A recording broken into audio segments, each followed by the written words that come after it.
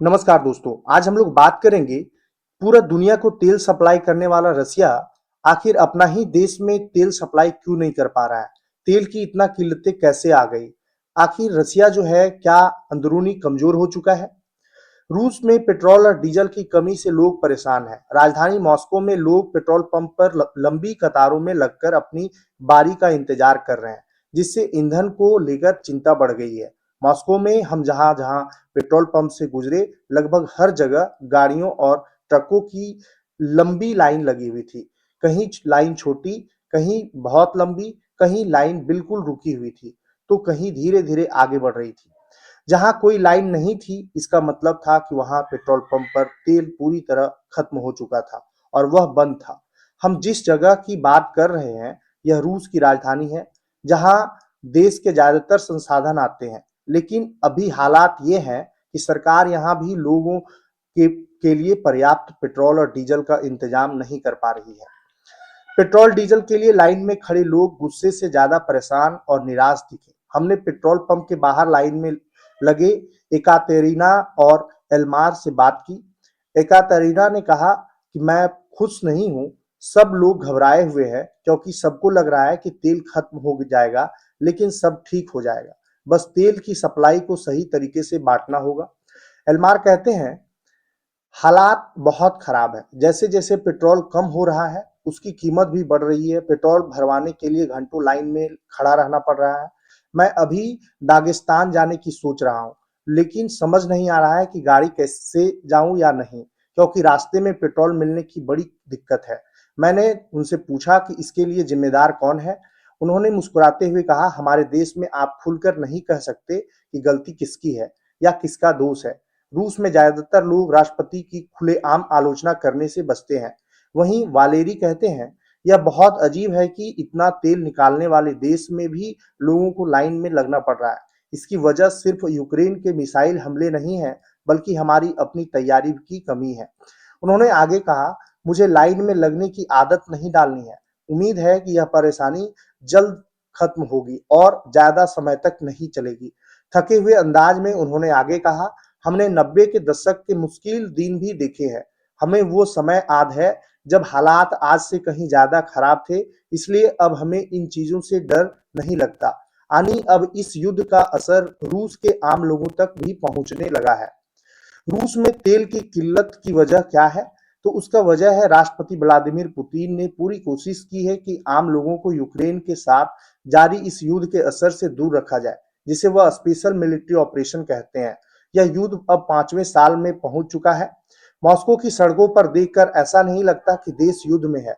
बस कहीं कहीं बहादुर सैनिकों के पोस्टर दिखाई देते हैं।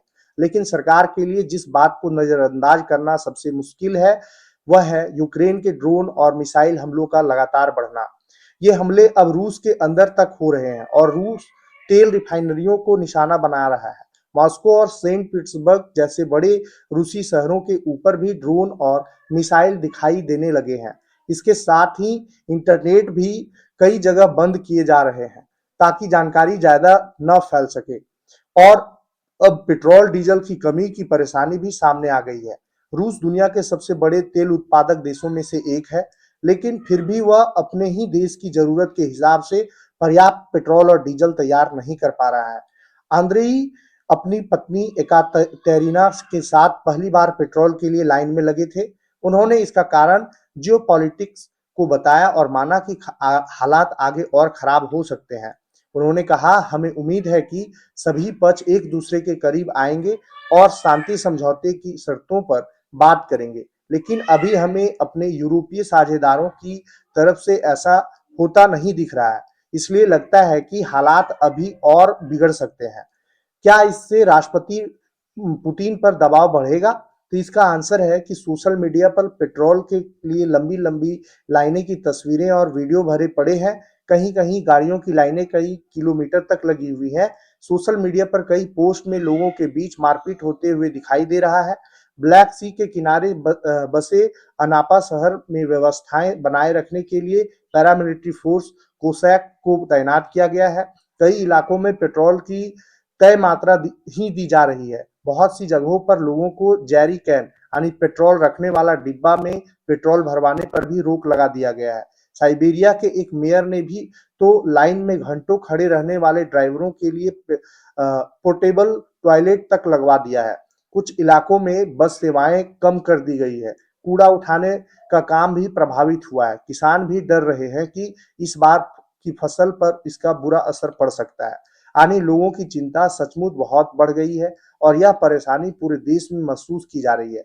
लेकिन सवाल ये है कि क्या तुर्की की राजधानी अंकारा में बैठक कर रहे नेटो के नेता यह मान सकते हैं कि इस आर्थिक में संकट की वजह रूस की जनता सरकार पर दबाव बनाएगी। यूक्रेन की राजधानी कीव में बैठे रणनीतिकारों को यह उम्मीद है कि उनका मानना है कि अगर आम रूसी लोग इस परेशानी से बहुत ज्यादा तंग आ गए हो तो वे अपने राष्ट्रपति से युद्ध खत्म करने की मांग कर सकते हैं।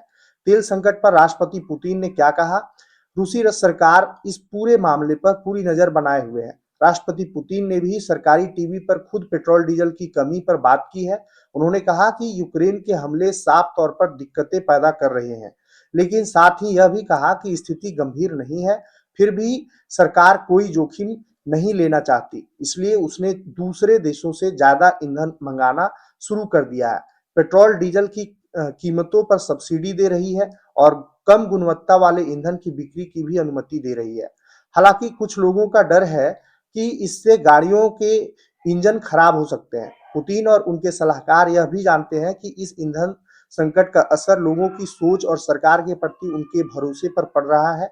स्वतंत्र संस्था लेवाड़ा सेंटर के ताजा सर्वे के मुताबिक पुतिन की लोकप्रियता घटकर लगभग 74% रह गई है। सर्वे में यह भी सामने आया है कि अब सिर्फ 52% रूसी लोगों को लगता है कि देश की सही दिशा में जा रहा है। मई में यह आंकड़ा 61% था।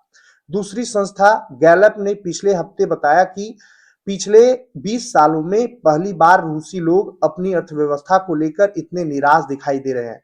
सर्वे में 60% लोगों ने कहा कि उनके इलाके की आर्थिक स्थिति लगातार खराब होती जा रही है। साथ ही रूस की सरकारी सर्वे एजेंसी वीसीओम के मुताबिक एक हफ्ते में पुतिन पर लोगों का भरोसा 3.4% कम होकर 73% रह गया है। क्षेत्रीय सलाहकार कंपनी मैक्रो एडवाइजरी के प्रमुख क्रिस्टोफर वीफर कहते हैं कि यह ईंधन संकट रूस की अर्थव्यवस्था के लिए टर्निंग पॉइंट साबित हो सकता है। उनके मुताबिक युद्ध की कीमत लगातार बढ़ रही है। ईंधन संकट का पूरा असर जुलाई के आंकड़ों में दिखाई देगा, लेकिन अब यह साफ है कि अगर यह संकट लंबे समय तक चला तो इस साल के बाकी महीनों में रूस की आर्थिक विकास दर पर बड़ा असर पड़ेगा।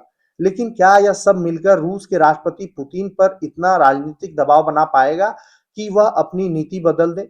न्यूयॉर्क की द न्यू स्कूल में अंतरराष्ट्रीय मामलों के प्रोफेसर मीना कहती हैं कि जितना ज्यादा दबाव पुतिन पर पड़ेगा उतनी ही ज्यादा संभावना है कि वे और सख्त और आक्रामक कदम उठाएंगे।